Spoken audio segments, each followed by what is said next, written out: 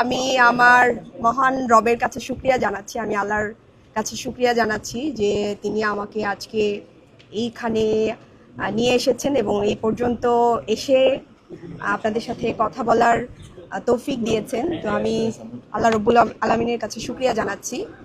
তো আমি এনসিপি থেকে জোটের মনোনীত প্রার্থী।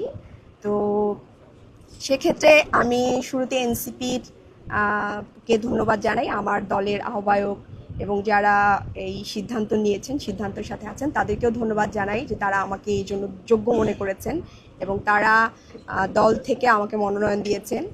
পাশাপাশি আমি জামাত ইসলামকে ধন্যবাদ জানাই যে এই যে পলিটিক্যাল কমিটমেন্টের জায়গাটা, এটা তারা ঠিক রেখেছেন।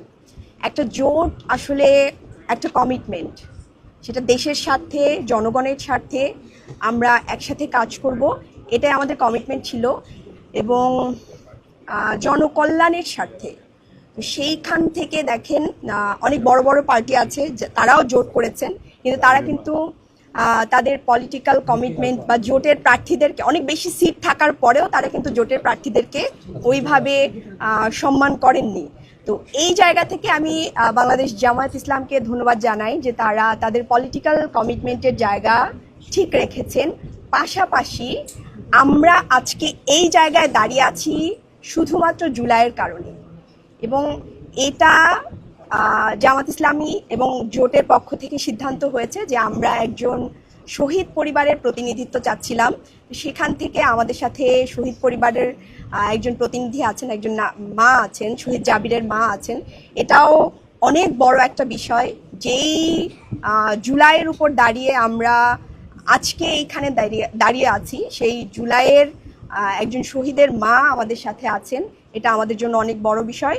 তো এই জায়গা থেকে আমরা আশা করি, এবং আমাদের সাথে যেসব আপারা আছেন ওনারা খুবই কোয়ালিটি সম্পন্ন, ওনারা অনেক অভিজ্ঞ এবং রাজনৈতিকভাবে এনারা আমাদের থেকে অনেক বেশি অভিজ্ঞ।